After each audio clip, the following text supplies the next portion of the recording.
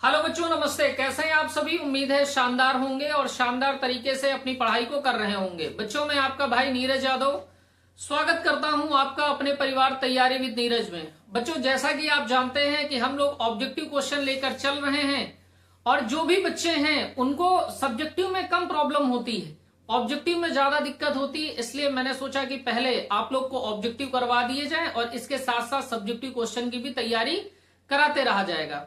तो सबसे पहले ऑब्जेक्टिव की श्रृंखला हम लोग लेकर चल रहे हैं। हम लोगों ने वास्तविक संख्या के ऑब्जेक्टिव क्वेश्चन कर लिए हैं, बहुपद के ऑब्जेक्टिव क्वेश्चन कर लिए हैं, जो संभावित प्रश्न बन सकते हैं या जो पिछले सालों में बोर्ड द्वारा पूछे गए हैं वो सारे क्वेश्चन हम लोग लेकर चल रहे हैं। उसी श्रृंखला में आज हम लोग का चैप्टर तीसरा है।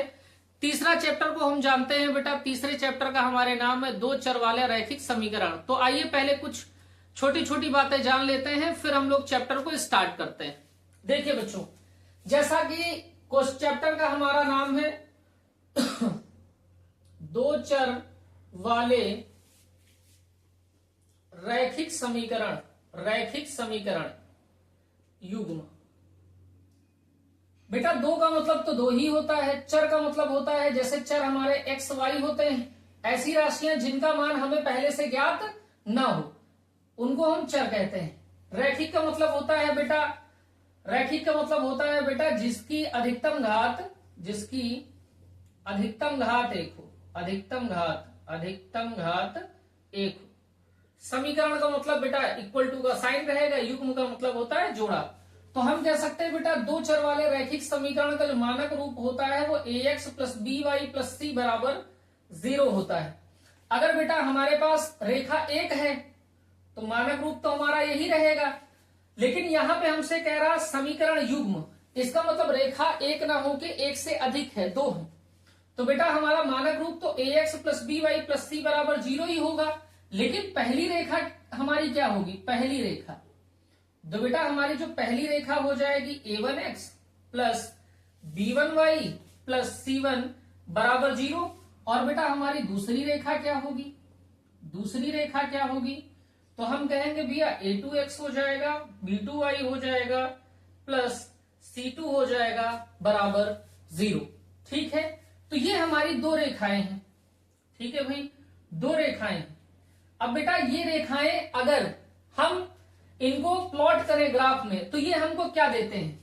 तो बेटा ये जो हमारा ax plus b y plus c बराबर 0 है, अगर इसको प्लॉट करेंगे ग्राफ पे आप, तो हमेशा किसी भी रैखिक समीकरण को अगर ग्राफ में आप प्लॉट करते हैं तो रैखिक समीकरण को ग्राफ में प्लॉट करने के बाद हमेशा बेटा ग्राफ मिलेगा सरल रेखा का।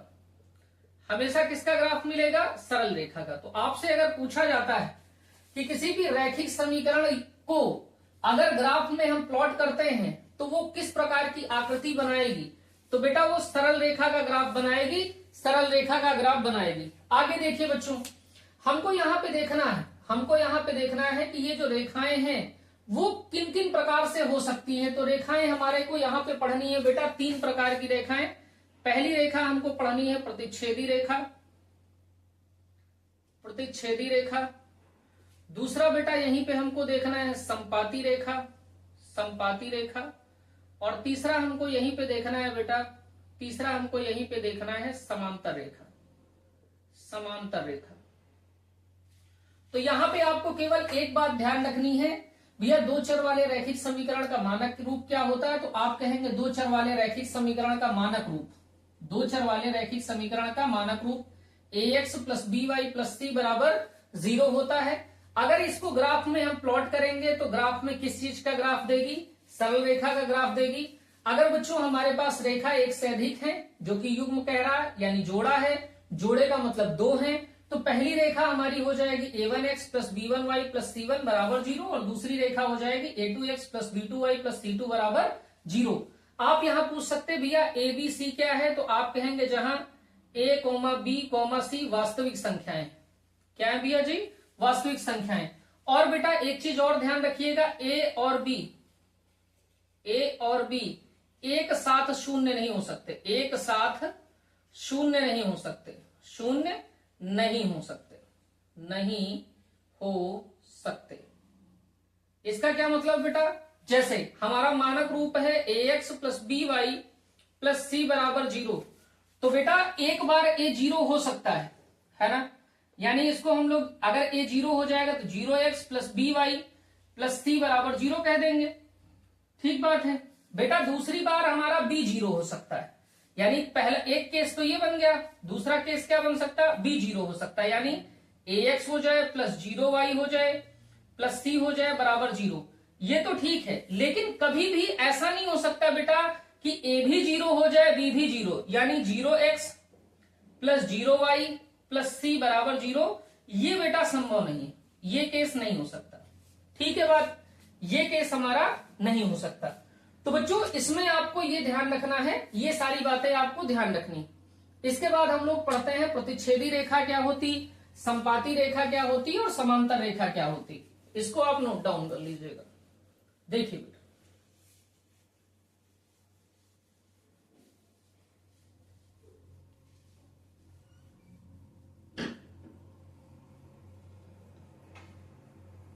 ये तीनों बातें हमको देख लेनी है बेटा।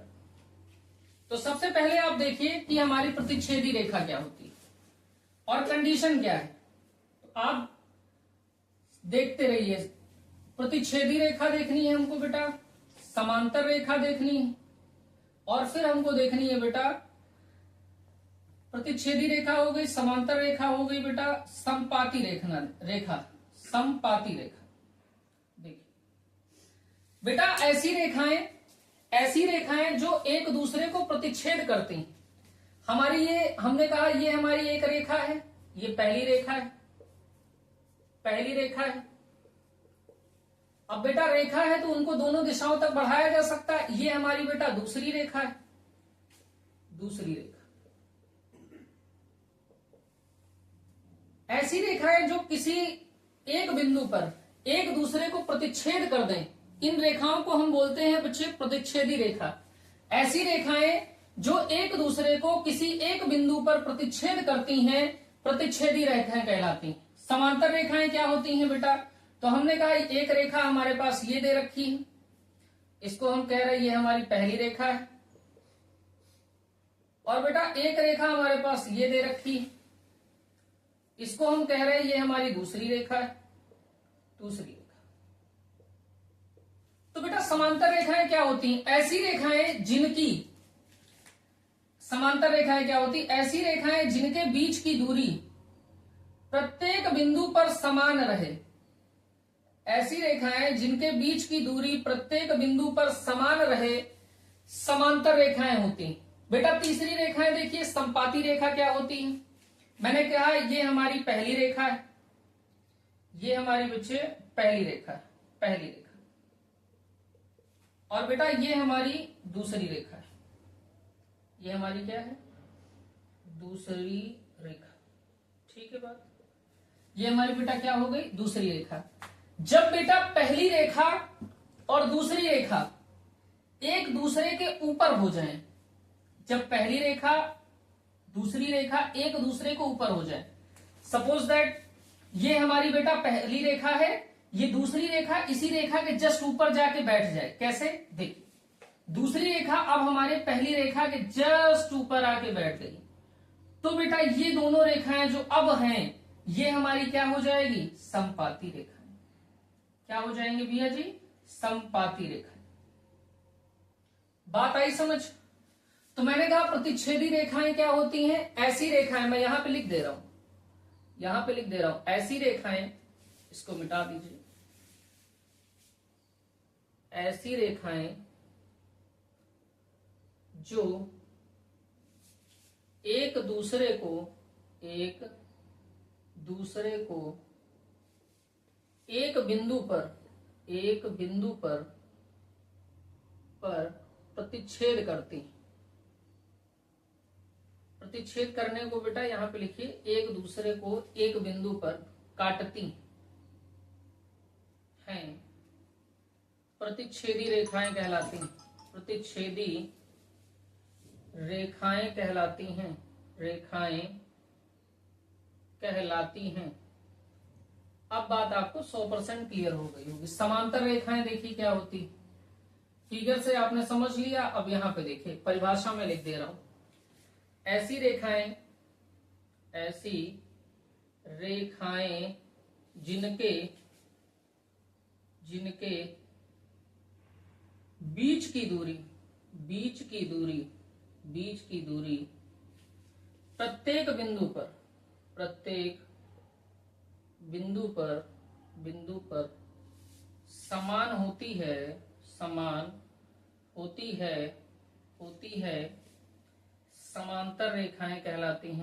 समांतर रेखाएं कहलाती हैं।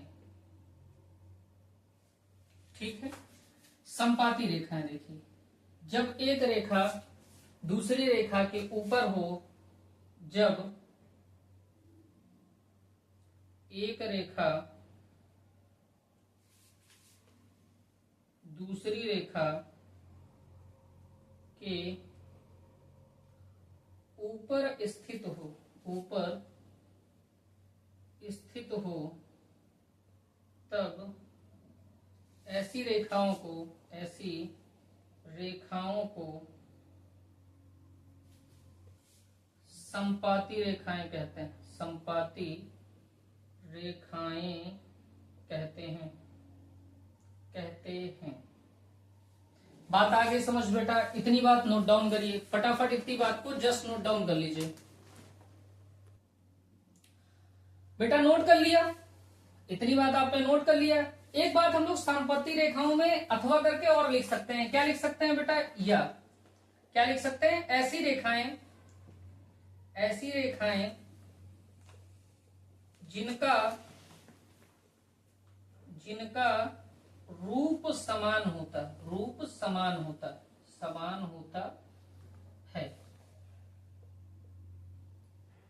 वह रेखाएं संपाती रेखाएं कहलाती हैं।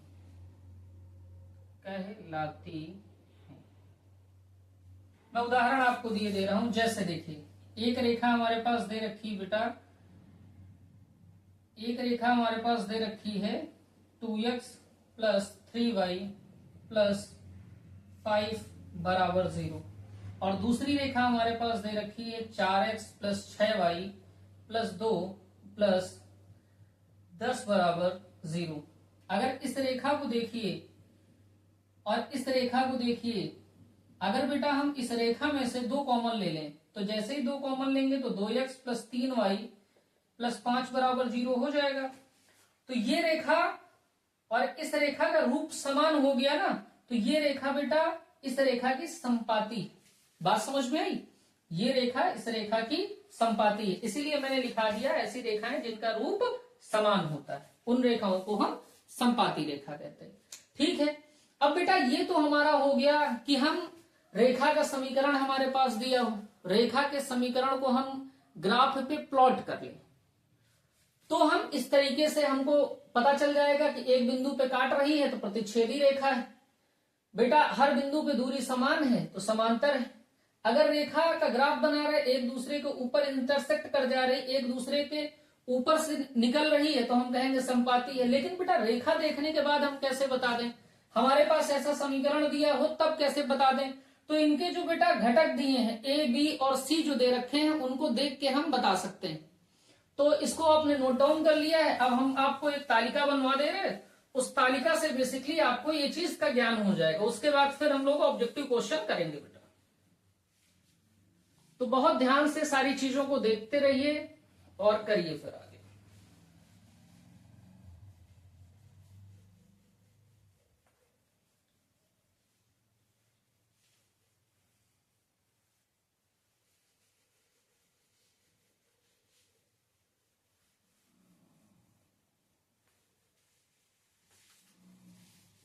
देखिए बेटा बहुत ध्यान से, हम लोग एक तालिका बना लेते हैं, है ना।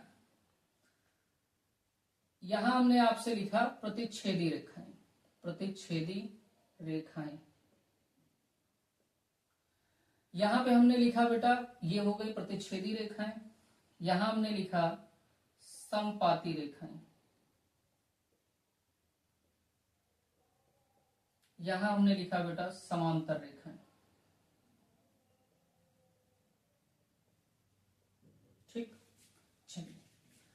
बेटा प्रतिच्छेदी रेखाएं हैं तो उनका रूप कैसा होगा, इस टाइप से एक दूसरे को एक बिंदु पे काट रही होंगी। संपाती रेखाएं होंगी तो एक रेखा दूसरे को ओवरलैप कर रही होगी, एक रेखा दूसरे ऊपर चढ़ी होगी। समांतर रेखाएं हैं तो बेटा एक रेखा और दूसरी रेखा के बीच का जो गैप होगा वो प्रत्येक बिंदु पे समान रहेगा, इनके बीच का जो अंतर रहेगा वो प्रत्येक बिंदु पर समान रहेगा। ठीक बात है। अब बेटा इनके जो समीकरण होते हैं, रेखा का समीकरण बेटा हम लोग मान लेते हैं, पहली रेखा हमारी जो दे रखी है वो a1x plus b1y plus c1 बराबर 0, दूसरी रेखा a2x plus b2y plus c2 बराबर 0, तीसरी रेखा हमारी बेटा, अब ये तो प्रतिच्छेदी की दो रेखाएं हो गई। अब संपाती की दो रेखाएं देखिए, a1x plus b1y plus c1 बराबर 0, a2x plus b2y plus c2 बराबर 0। अब बेटा समांतर की दो रेखाएं देखिए, a1x plus b1y plus c1 बराबर 0, a2x plus b2y plus c2 बराबर 0। देख लिया आपने भाई। आगे देखिए, अब बेटा इनका हमको पता है x, यहां पे देखिए अगर जैसे मैंने लिखा a1x plus b1y plus c1 बराबर 0, तो यहां बेटा x का जो गुणांक है वो a1 है, y का जो गुणांक है वो b1 है, और जिसके साथ ना x है ना y है वो c1 है। तो बेटा यहां से इतनी चीजें हम लोग निकाल लेंगे। अगर बेटा हम इनके घटक निकाल लें, अगर a1 अपॉन a2 कर लें, ये डज नॉट इक्वल टू आ जाए b1 अपॉन b2 के, a1 upon a2 does not equal to b1 upon b2 हो जाए, तो हम कहेंगे बेटा, तो हम कहेंगे कि ये रेखाएं हमारी कैसी हैं, प्रतिच्छेदी। तब ये रेखाएं हमारी कैसी हैं, प्रतिच्छेदी। a1 upon a2 does not equal to हो जाए b1 अपॉन b2 के, तो रेखाएं हमारी कैसी हो जाएंगी, प्रतिच्छेदी हो जाएंगी। आगे देखिए बेटा, a1 अपॉन a2 बराबर आ जाए b1 अपॉन b2 और बराबर आ जाए c1 अपॉन c2, तो हम कहेंगे रेखाएं हमारी संपाती हैं। अगर बेटा a1 अपॉन a2 बराबर आए b1 अपॉन b2 और ये बराबर ना आए c1 अपॉन c2 के, तब हम कहेंगे कि रेखाएं हमारी समांतर है। बेटा यहां पर हमें रेखाओं से हल प्राप्त होते हैं, तो ऐसे निकाय जिनसे हमें हल प्राप्त हो जाते हैं उन निकाय को हम कहते हैं संगत निकाय। संगत निकाय।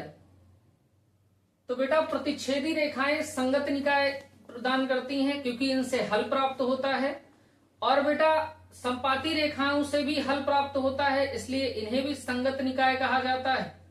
और बेटा जो हमारी रेखाएं होती हैं समांतर, इनसे कोई भी हल प्राप्त नहीं होता, इसीलिए इनको कहा जाता है असंगत निकाय। असंगत निकाय। अब बेटा यहां से कितने हल प्राप्त होते हैं, तो हमको एक हल प्राप्त होता है, एक हल प्राप्त होता है, और जहां से एक हल प्राप्त होता है उसी को हम कहते हैं, एक हल को ही कहते हैं अद्वितीय हल। तो बेटा प्रतिच्छेदी रेखाओं के कितने हल होते हैं, तो एक हल होता है जिस हल को हम कहते हैं यूनिक सोल्यूशन, अद्वितीय हल। संगत निकाय संपाती रेखाओं से प्राप्त होता है, और यहाँ हल कितने मिलते हैं बेटा, तो अनंत हल मिलते हैं। अनंत हल मिलते हैं। कितने हल मिलते हैं, अनंत हल। बेसिकली बेटा हल आप समझ रहे हैं ना क्या होता है।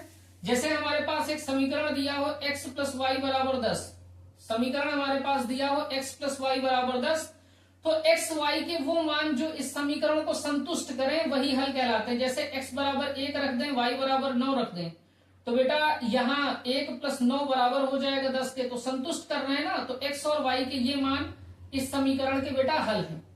ठीक बात है। तो ये आपको याद रखना है हमेशा, ये आपको भैया जी हमेशा याद रखना है कि अगर हमको, अब देखिए इस तालिका को याद कैसे करना है। प्रतिच्छेदी रेखाओं की कंडीशन क्या होगी, a1 upon a2 does not equal to b1 upon b2। ये संगत निकाय देगा, एक हल होगा, एक हल हो जहां भी होगा उसको अद्वितीय हल कहेंगे। संपाती रेखाएं क्या होती हैं बेटा, इनकी संपाती रेखाओं दिखाने की कंडीशन क्या है, a1 upon a2 b1 upon b2 c1 upon c2 तीनों बराबर होंगे, और यहां से अनंत हल मिलेंगे। समांतर रेखाएं दिखाने की कंडीशन क्या होगी बेटा, a1 अपॉन a2 बराबर b1 अपॉन b2, लेकिन does not equal to c1 upon c2। इसको बेटा पढ़ते हैं does not equal to A1 upon A2 equal to B1 upon B2 does not equal to C1 upon C2। तो बेटा संगत निकाय मिलता है प्रतिच्छेदी रेखाओं और संपाती रेखाओं से, लेकिन समांतर रेखाओं से बेटा असंगत निकाय मिलता है। ऐसा निकाय जिसके हल प्राप्त हो उसको संगत निकाय बोलते हैं, और जिनका हल न प्राप्त हो उसको बेटा असंगत निकाय बोलते हैं। तो अब ये टॉपिक कंप्लीट हो गया बेटा। अब हम लोग क्वेश्चन की तरफ बढ़ सकते हैं। अगर क्वेश्चन अभी मैं ये सारी बातें बेटा ना बताता आपको, तो अभी जब क्वेश्चन आते तो वहां बताता पड़ता, तो इसलिए मैंने पहले ही आपको सारी चीजें बता दी हैं। अब आप इसको नोट डाउन कर लीजिए।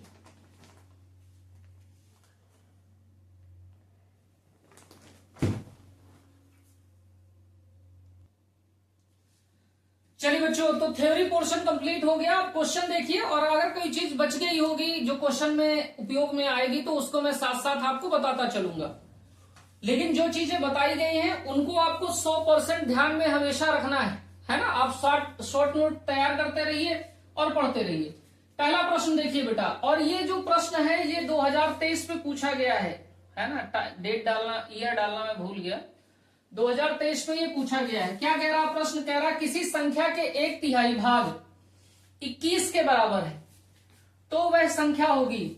हमसे कह रहा कोई संख्या है, उस संख्या का 1/3 भाग, संख्या है, संख्या का 1/3 भाग 21 के बराबर है, तो वो संख्या हमको बतानी। अब हमने कहा बेटा माना संख्या बराबर n के है। हमने मान लिया बेटा कि वो संख्या है n, वो संख्या है n। हमसे कह रहा किसी संख्या के 1/3 भाग। अब इस संख्या का बेटा 1/3 करना है। 1/3 का मतलब 1/3। तो ये संख्या है n का 1/3। n का बेटा 1/3 क्या होगा? n हो जाएगा गुणे में बेटा 1/3। तो 1/3 हमारे पास आ गया n/3। कह रहा 1/3 भाग 21 के बराबर है। तो 1/3 भाग बेटा n का 1/3 भाग 21 के बराबर है।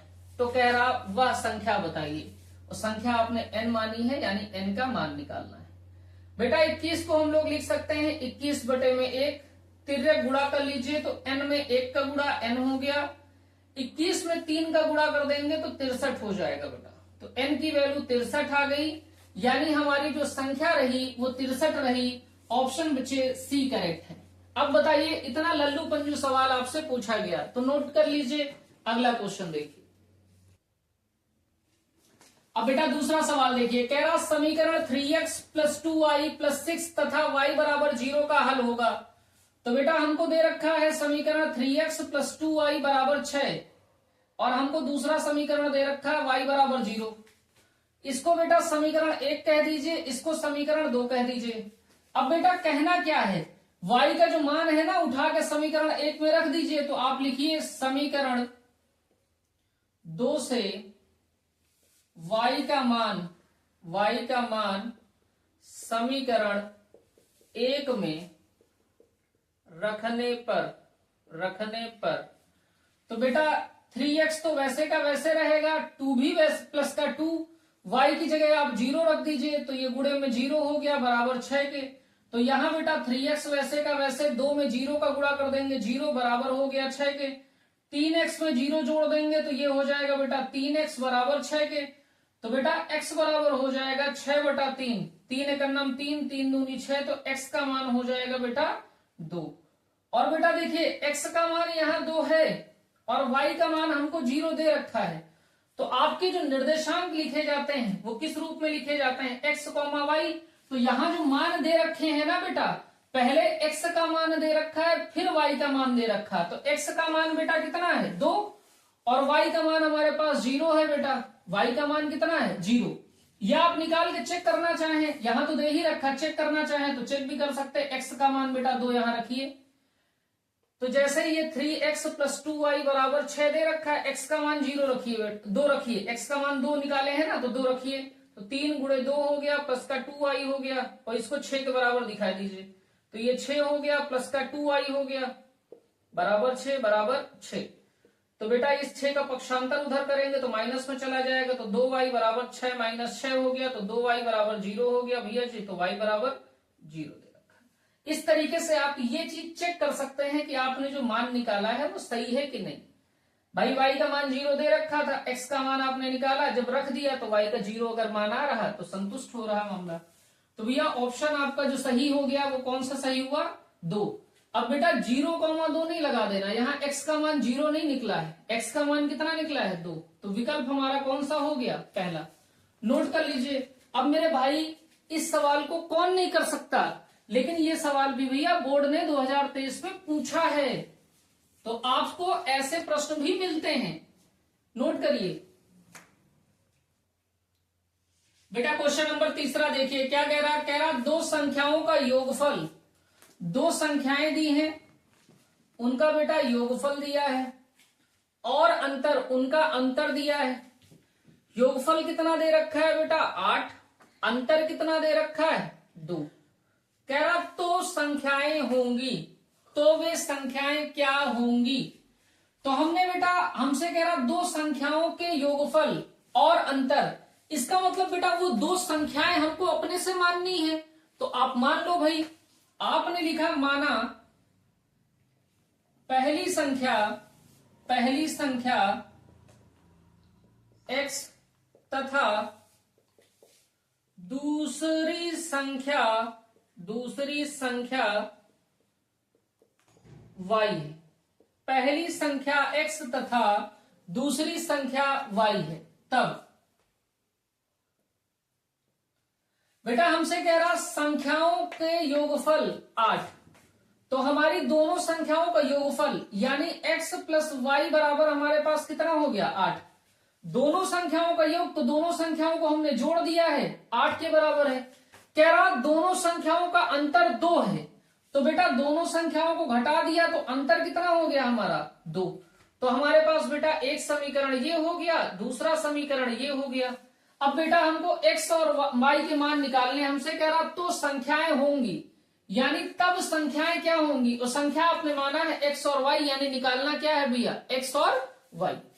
आप बेटा देखिए यहाँ पे प्लस साइन है, यहाँ पे माइनस साइन है, आप दोनों समीकरणों को जोड़ दीजिए तो ये प्लस का ये माइनस का कैंसिल आउट हो जाएगा, समीकरण केवल x में बचेगा, तो x का मान मिल जाएगा।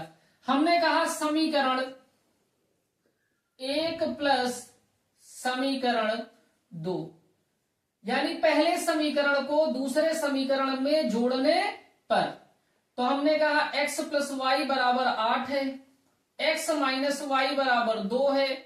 बेटा जोड़ देंगे तो y वाले टर्म कट जाएंगे, क्योंकि ये प्लस में है ये माइनस में है। x जुड़ के 2x हो गया, 8 और 2 जुड़ के 10 हो गया, तो 2x बराबर 10 के है बेटा, तो x बराबर 10/2 हो जाएगा। यहाँ 2 भाग गुणे में है, तो यहाँ बेटा भाग में चला गया, तो 2 से काट लीजिए, 2 एकम 2 हो गया, 2 पंचे 10 हो गया, तो x का मान बेटा 5 आ गया। अब बेटा ये जो x का मान है ना, वो समीकरण 1 में आप रख दीजिए, तो आपने कहा x का मान समीकरण 1 में रखने पर समीकरण 1 में बेटा x का मान रखिए, x ये समीकरण 1 है, यहां x के स्थान पे बेटा 5 रखिए, तो ये 5 हो गया, प्लस का y हो गया बराबर 8 के, तो बेटा 5 इधर प्लस में है, पक्षांतर कर देंगे माइनस में हो जाएगा, तो 8 पक्षांतर करिए, माइनस का 5 हो गया, तो y बराबर बेटा हो गया 8 से 5 घटा देंगे 3, तो बेटा y का मान हो गया कितना? 3। यानी x हमारा बेटा 5 के बराबर है और y हमारा बेटा 3 के बराबर है, तो हमारा जो सही जवाब होगा बेटा x 5 है, y 3 है। ऑप्शन हमारा बच्चों बी करेक्ट है। और देखिए मेरे भाई सारे प्रश्न आपके बोर्ड में आए हैं, ये 2023 में बोर्ड में आया हुआ है, आप अनसॉल्व्ड में भी इसको चेक कर सकते हैं कि 2023 में भैया जी आया या नहीं आया।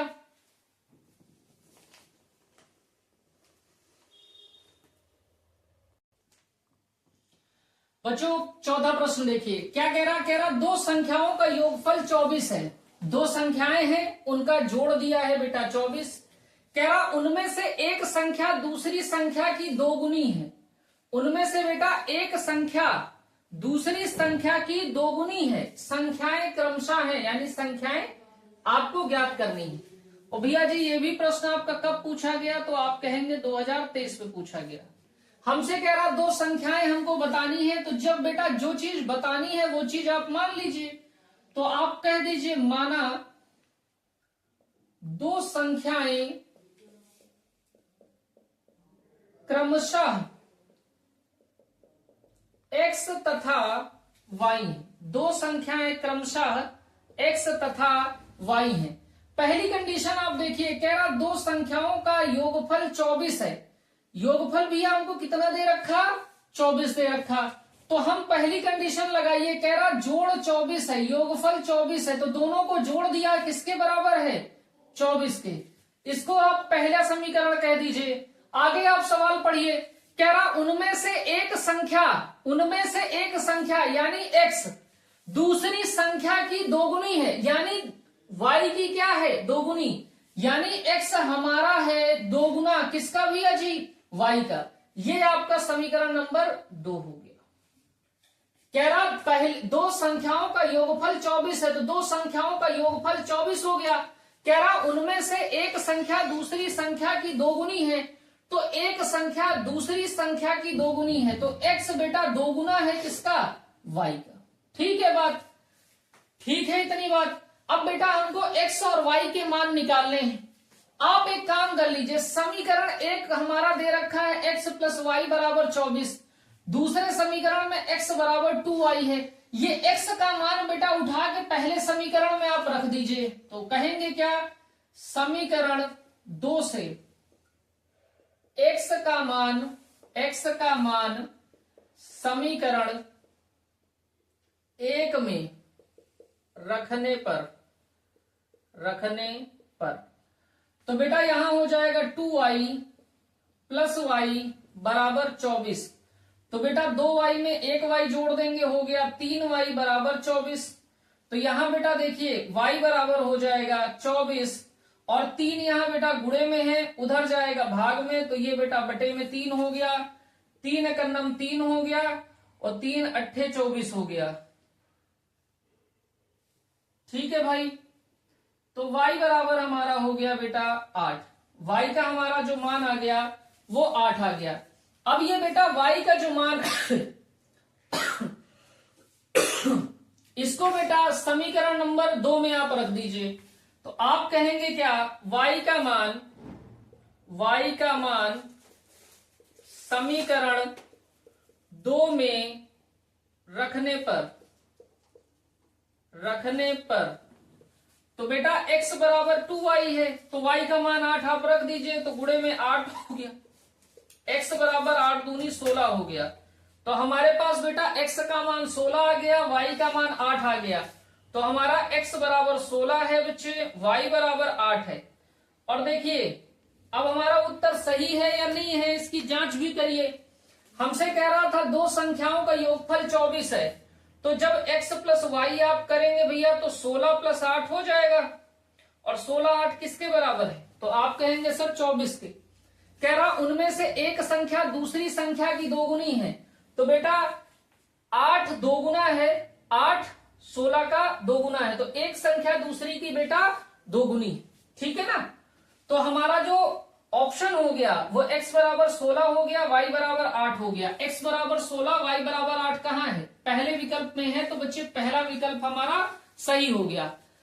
तो बच्चे एक क्वेश्चन आज हम लोग और कर लेते हैं, फिर क्लास को एंड करते हैं। तो इसको नोट डाउन कर लीजिए, एक क्वेश्चन और कर लिया जाए।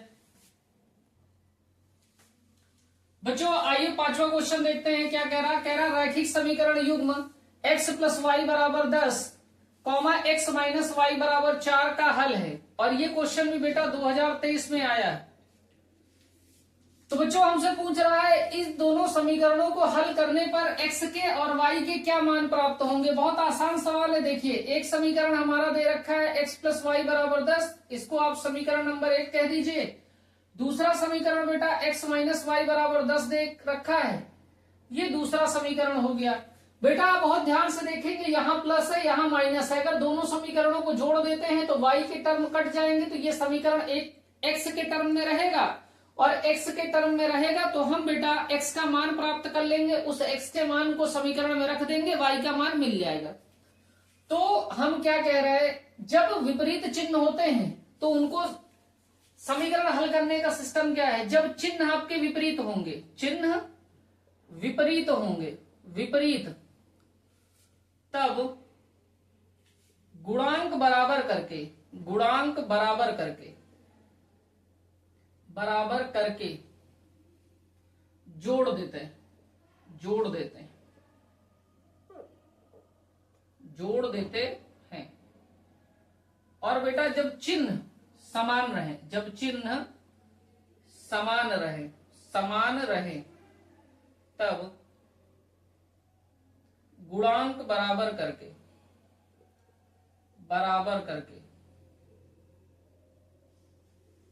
घटा देते हैं, घटा देते हैं।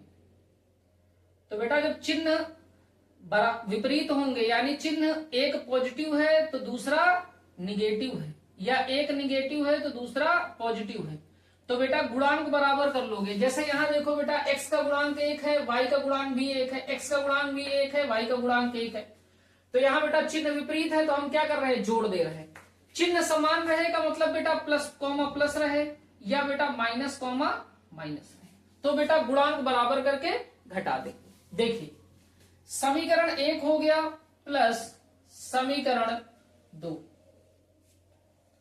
अब बेटा एक समीकरण हमारा x प्लस वाई बराबर 10 है और दूसरा समीकरण x माइनस वाई बराबर 10 है, 10 है, हाँ 10 नहीं है बेटा, यहाँ पे x माइनस वाई बराबर 4 है, यहाँ गलत लिख दिया, तो x माइनस वाई बराबर 4 है, यहाँ भी x माइनस वाई बराबर 4। दोनों समीकरणों को जोड़ दीजिए तो बेटा y से y कैंसिल आउट हो गया, x मिलके 2x हो गया, 10 में 4 जोड़ देंगे बेटा 14 हो जाएगा। तो यहां से 2 बेटा गुणा में उधर जाएगा भाग में, तो x बराबर हो गया 14/2, तो 2 एक अन्नम 2 हो गया, 2 सत्ते 14, यानी x का जो मान आ गया वो 7 आ गया। ये x का मान उठा के समीकरण 1 में रख दीजिए, तो आप क्या लिखेंगे, x का मान समीकरण 1 में रखने पर, समीकरण 1 में रखने पर, तो जैसे ही आप x का मान समीकरण 1 में रखोगे बेटा x के स्थान पे आप 7 रखिए, तो 7 प्लस वाई बराबर 10 के हो गया। इस 7 का आप पक्षांतर कर दीजिए, इस साइड भेज दीजिए, तो y बराबर हो गया 10, और 7 बेटा इधर प्लस में है तो उधर माइनस में होगा, तो माइनस का 7, तो y बराबर हो गया बेटा 10 में से 7 घटा दोगे 3 आएगा। तो इस समीकरण का हल हो गया हमारा x बराबर 7 और y बराबर 3। अब बेटा ये हल सही है या नहीं, इसकी जांच कैसे कर सकते, तो बेटा यहाँ x y के मान रखिए, अगर ये 10 के बराबर आ रहा है तो हमारा उत्तर सही है। x 7 है, y 3 है, x के स्थान पे आप 7 रखिए, y के स्थान पे 3 रखिए, देखिए 10 आ रहा ना, यानी हमारा उत्तर क्या है, ठीक है। तो बेटा x का मान 7 है, y का मान 3 है, x का मान 7 है, y का मान 3 है, तो ऑप्शन बी आप लॉक कर दीजिए। भैया इतने क्वेश्चन आज हम लोगों ने कर लिए हैं, आगे के क्वेश्चन में कल आपको करवा दूंगा। क्वेश्चन और अधिक हो जाते अगर कुछ चीजें बताई आपको ना जाती, तो बतानी बहुत जरूरी थी इसलिए बताई गई। तो आज की क्लास हम लोग यहीं तक रखते हैं, तो इतना पढ़ते रहिए, और अगर आपको क्लास हमारी अच्छी लगती है तो आप इस क्लास को अपने मित्रगणों के साथ साझा करिए। तो आज की बात बच्चों यहीं तक, जय हिंद।